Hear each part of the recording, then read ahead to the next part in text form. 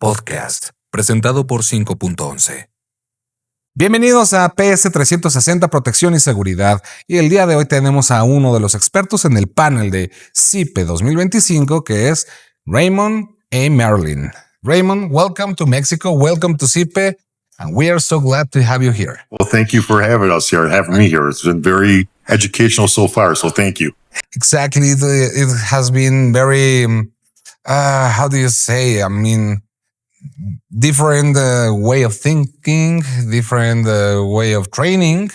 And I think that the mashup is great. Absolutely. I think you see between the protective services, between law enforcement, corrections, there's so many things that overlap. And this is, like I said, my first time here. I'm excited to learn and just take in the information and just meet new instructors and just new protective service people. So it's been, like I said, a great couple of days already. Everybody's been just great. Have you had the opportunity to talk about the Mexican context, about the work of the operatives here, and make a kind of contrast with your context? For me, it's been a little bit, I've been talking with Jehoshaphat, and like I said, we've had the conversations of what is similar, what is not. So, and talking with a few people here. So I'm learning. So I guess I can say that. But like I said, from the instructor from ILEETA, International Law Enforcement Educators Training Association, we are about training for trainers and learning from each other. So seeing how some of the trainers are doing it here, what the techniques are, and then it's just taking back the application. So again, that crossing over between the protective services and the law enforcement training in general, there's a lot there. And have you seen, at least, for example, three differences between your job and the Mexican labor? Oh, still between for me, for my career, being in law enforcement for over 28 years, the difference was it was going to the call, with dealing with the people who were here with the protective service and the techniques they're working on is getting them out of there, moving them away from the danger and all that. So that's a little bit different than what I've seen before. But again, looking at some of the instructors that talk about, we have the people, some of the instructors here on the wellness, Megan and Jeff, and they have Force Science, all of them talking about the movements and talking about how the brain works and why people do that. That's across the board. I don't care where you are, and they have that understanding how to breathe.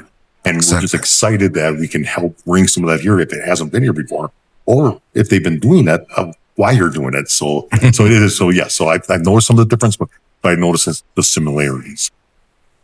Thanks. And let me see. What does scenario-based training really mean, and why is it so effective compared to traditional drills? Traditional drills, and it matters. And you see a lot of the scenario-based training is, the philosophy of trainers is the first time somebody does something, it shouldn't be the first time.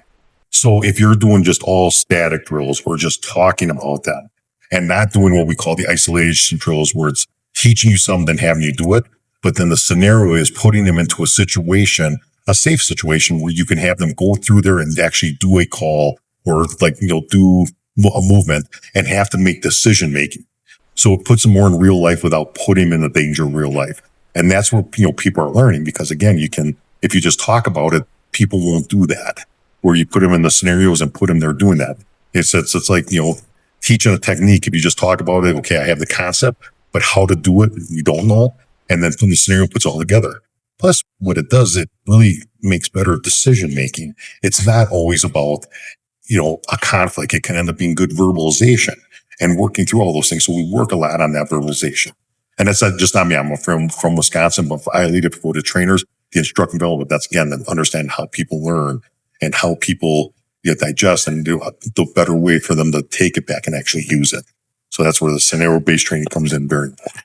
Is it a kind of work under pressure, under realistic pressure? Yeah, it's under, like I said, you'll hear the thing, hey, stress is good. We all have stress. Exactly. So yes, it can be that stress related, but it's baby steps. It's not throwing somebody in a high level. It's directly to the wolves. Yes. And then just giving them all what we call the tools of verbalization, things along those lines to make those. So if you're watching some of the training here right now, they're putting people through those small drills to understand this. And then we would just take it that step further, manner where you're training and they'll put them in a scenario where you have to go make the decision. And we find out people make them, but it is still stressful, but it's controlled stress, I guess I want to call it. Exactly. In real world operations, what are the most common mistakes officers make under stress? Boy, that's a big question, because Exactly. again, you can talk where are you from or what's their training. And I think we're really seeing a lot of it has been what has been the training. Okay. What has been the upkeep of training. A lot of the, sometimes in the private industry, they might get more training because, people invest in it more. Sometimes we'll see, and the departments don't invest in more of it. Mm-hmm. So that's where I think I would say where sometimes when decisions are made by, law enforcement or somebody else, it's that lack of training.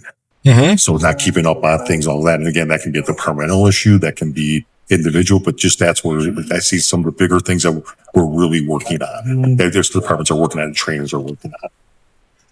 And for example, talking about scenarios and this job that you are doing to train other officers, could this be done for civilians? Absolutely. I think you're seeing it here. Exactly. So you're seeing some of the, like I said, between Jeff, John Garvey here, Megan, Baker Brown here, Vaughn and Lynn and Mike from Force Science. This is, the concepts are there already. Absolutely. I think, and it's, like some can be from law enforcement based, but civilians, absolutely. And then when you get into techniques, they cross over already, where it goes into sometimes what your laws are. Sometimes it's what you're allowed to do, by the laws. So no, I think there's a lot that we can all learn from each other. That's 100%. And could be a kind of culture that may or not may truly save lives, right? So from what? The culture? The culture, if the civilians starts training this. Yes. Because they could respond in a better way for different accidents, situations, etc. Yes. Yeah, it's you retrain your body, it's retraining your mind. And sometimes if you're in the protective service, if you're in the law enforcement service, executive protection, your mindset is already a little different. You heard it, what you hear is that not the if then thinking more, it's the when then thinking. And that's what you go through life looking at things differently. And even civilians, I think, can learn about communications, about body language to help make everything safer also. But as you get into these career fields, you're going to change that mindset. And that's what we want in a positive way. Exactly. You've said a magic word, mindset. So that could be something that make people safe, right? Yes. Act in the right way. In the right instant. Yes. So when you're working, having that great mindset of, if you're protecting somebody, you're protecting yourself and just protecting the community, moving safely. So, but then it's also that mindset, the wellness portion of when you're not working, that you're dealing with your family, that it's a better mindset. So you're home, so you leave that a little bit there. So, but you're still dealing with that portion of it. So from ILEETA, International Law Enforcement Educators Training Association, same thing we have. Our association, they exchange information. If somebody's having a problem on this East Coast in a different countries, they might be somewhere else. And how do we learn and how do we help each other? And then when we have our conference, it's the same thing. All these instructors come together, share information, different classes going on, and we learn from each other and just kind of re-energize that thing and just know it's a big family. So it's everybody's coming here to learn and help each other. One of the things they always say when you come there, especially the conference, is everybody leaves the egos at the door. One day you're sitting in one of the classrooms and you're watching this instructor. The next day they're sitting next to you taking a class from another member. And that's how we learn from each other. And again, whatever field you're in, we learn from each other. And because when you are working or in a problem, the ego is not going to help you, right? Yeah. And have you taken the conferences here in CIPE? Yes, I was just in the one, I can't remember the name, but with the hands-on right now. Exactly. And same thing, just watching some of the movements and the techniques. And that's where, and then just talking with Jehoshaphat, how they use it here, and then seeing where the concept can be used other places. I'm sitting yesterday in the opening ceremony, you'll listen to everybody. So, and then, I'm taking the classes. So that's advantage of me being here right now. I'm not teaching. I'm meeting everybody and learning. And that's how we always say we never stop learning. And that's when you come to these here and it's, new from the south. And I love learning from other countries because there's certain ways they're done differently that we can all learn from each other. So it's great that you take advantage about come here, teach and learn. Yes. And how did you see that experience about teaching and learning and meet other people from the same niche that it's safety? It's what they, what do I think? I think it's great. I think it's great that everybody's coming together. I watching all they might not be instructors in the room, but everybody who's here, you can tell they're here to learn. They're taking the notes. They're participating in things, and in simple things. And that just shows engagement. It shows that they're professionals. They take the career field serious, and that's what you want. And then again, from a training aspect, what help train the trainers is they'll take in those. Hopefully, they take it back to their employees or whoever their friends, and hey, this is how we do it. This is what we learn. We always say it's our way, not the way. That's John Meyer from Team One. That's we all of us in training. That's how we learn. And that's also from here, you could see everybody engaging in that. And like I said, with me, with even the language barrier, being able to help and not help, but able to participate in some of the drills, everybody's been great. So I can't say enough. It's been an honor and pleasure being here. Thanks a lot. The honor is ours. And I've been told about something. You've been told, okay. There's going to be a CIPE 2026. Okay. And we hope that we could get together again and you join CIPE 2026, please. And we'll sit down with your host of that because we're hoping that there's other things on our horizon that we can partner and do also because again, a lot of it shouldn't be about that once a year. It's about continually training and supporting each other. So I'm hoping that we definitely get to see each other in 2026 and just build the relationships. And because all the years of experience of your career, I think that it was not enough 4 hours of your speak to give to all of those, right? And that's where I got, again, real lucky. I didn't have to speak. We just have some ILEETA members that are here.